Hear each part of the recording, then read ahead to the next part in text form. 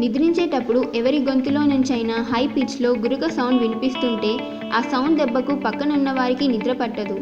నిజంగా గురక పెట్టేవారికి దాని గురించి తెలియదు, కానీ పక్కనున్న వారికే ఎక్కువగా తెలుస్తుంది. అయితే సాధారణంగా ఎవరికైనా గురక సమస్య అనేది వస్తూ ఉంటుంది.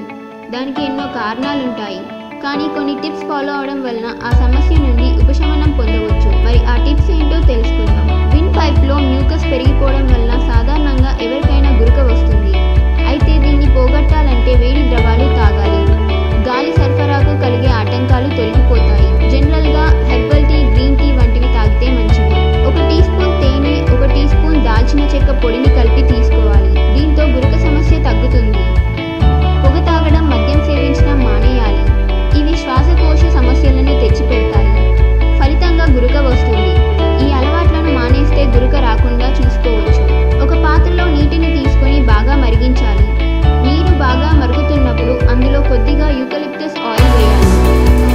అప్పుడు వచ్చే నీటి ఆవిరిని పీల్చుకోవాలి.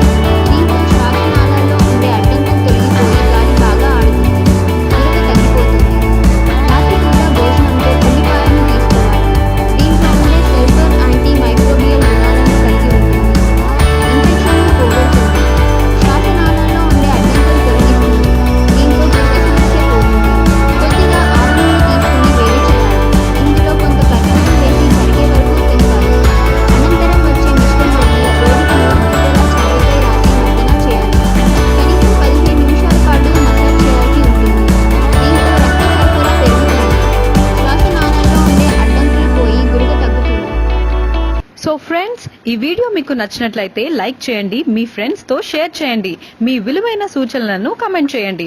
ఇలాంటి మరిన్ని వీడియోస్ కోసం వెంటనే మన తెలుగు టాకీస్ ఛానల్ ను సబ్స్క్రైబ్ చేసుకొని పక్కనే ఉన్న బెల్ బటన్ మీద క్లిక్ చేసినట్లయితే ఇలాంటి అద్భుతమైన ఒక్క వీడియో కూడా మిస్ అవ్వకుండా చూడవచ్చు.